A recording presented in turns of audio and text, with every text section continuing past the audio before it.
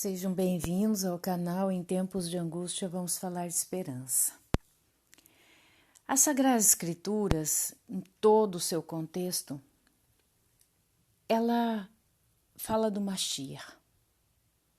Os cristãos, eles não fazem essa relação. Eles entendem que o Mashiach é a partir da Brit Hadashah, o Novo Testamento.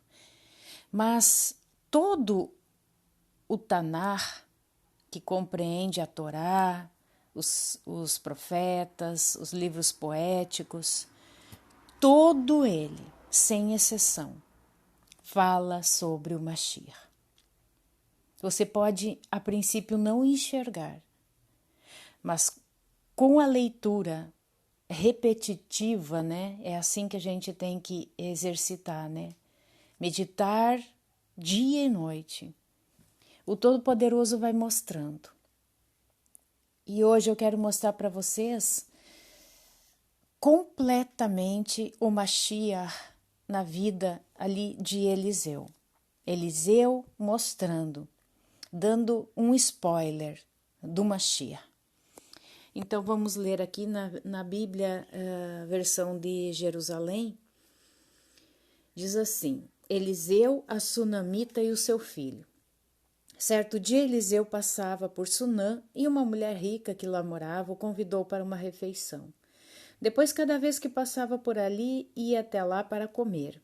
Ela disse a seu marido: Olha, sei que é um santo homem de Deus este que passa sempre por nossa casa. Façamos para ele no terraço um quarto de tijolos, com cama, mesa, cadeira e lâmpada. Quando vier à nossa casa, ele se acomodará lá.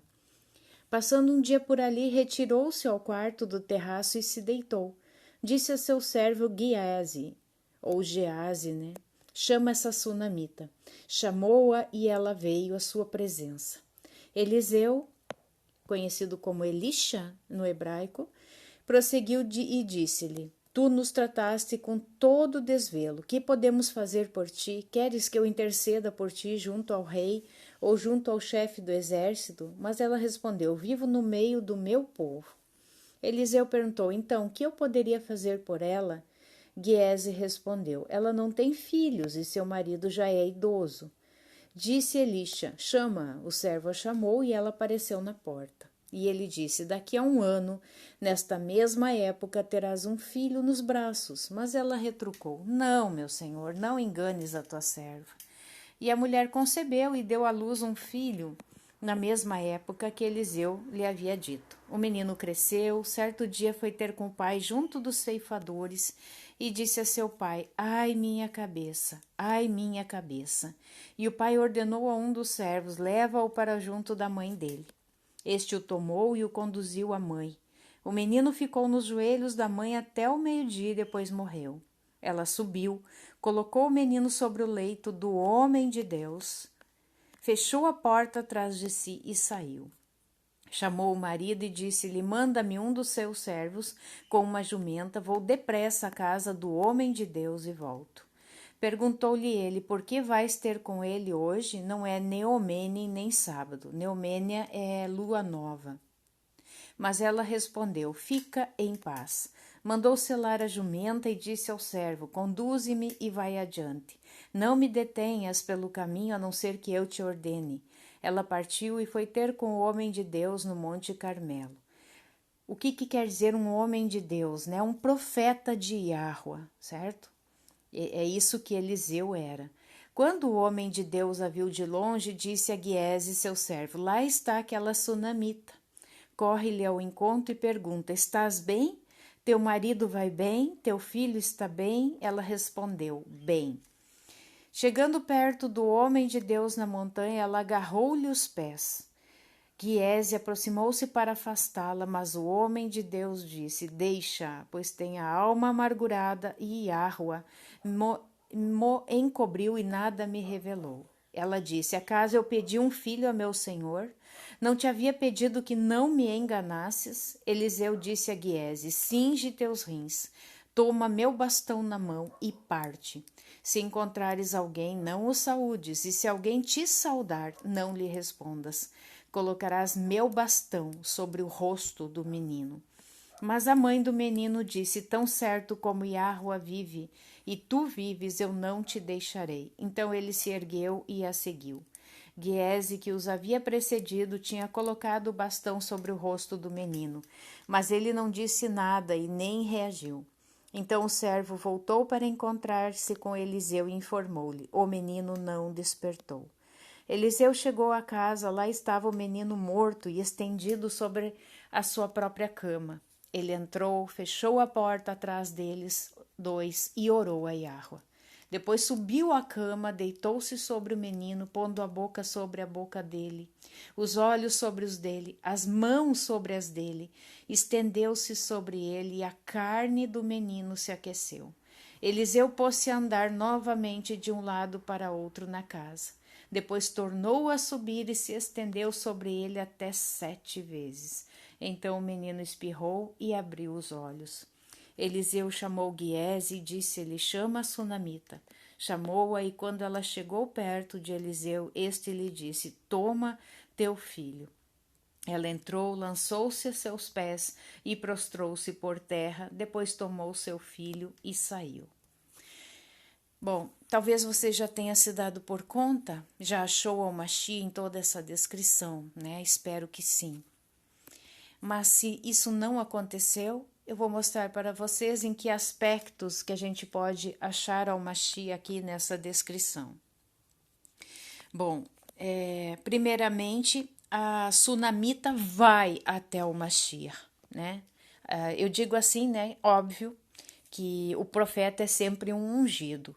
E a palavra Mashiach ou Mashiach quer dizer ungido. Então, quando a gente fala Mashiach, não quer dizer que seja uma palavra específica para Yahushua, ou conhecido como Jesus no meio cristão. Ela foi até o Mashiach de Yahweh, o homem de Deus. Ela foi. Então, nós temos que ir até o Mashiach. Ele está lá.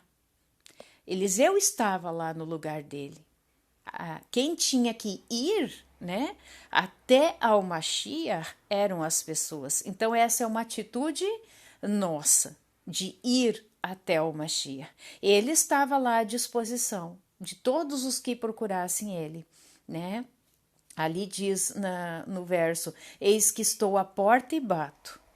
Se você ouvir, né, a minha voz, abrir a porta, eu entrarei e cearei contigo. Então, a primeira atitude, quem tem que abrir a porta, somos nós. Ele está à porta e bate. Mesma coisa aqui. Ela foi até Eliseu, representando aqui, né, como eu disse, é o Mashiach e a Yahushua. Ela teve essa atitude. Diante da morte do filho, ela não pensou em outra pessoa, a não ser aquele homem de Yahweh, né, o homem de Deus. Ela foi até ele. E interessante que ela não falou para o esposo, tá? Ela não falou para Giese que algo tinha ocorrido, não.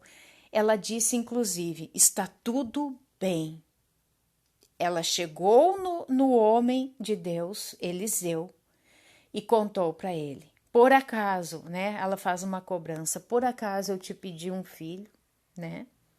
Mas ele entendeu que ela falou aquilo porque ela estava aflita, ela estava, né, com seus sentimentos, as suas emoções à flor da pele, né? Havia morrido o seu filho.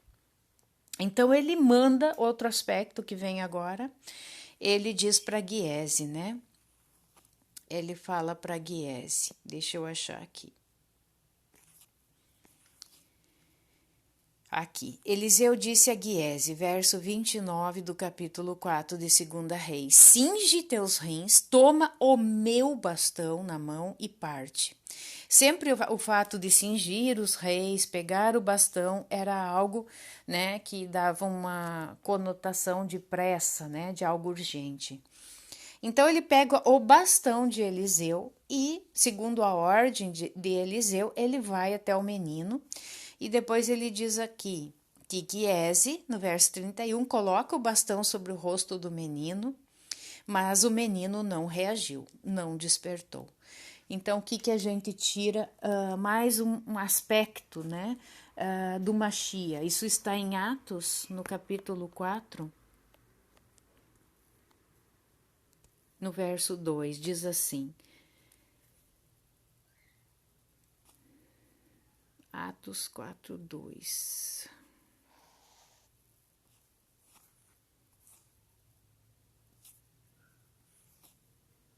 Deixa eu ver aqui, irmãos. É 4:12, irmãos. Pois não há debaixo do céu, vou até marcar aqui para vocês.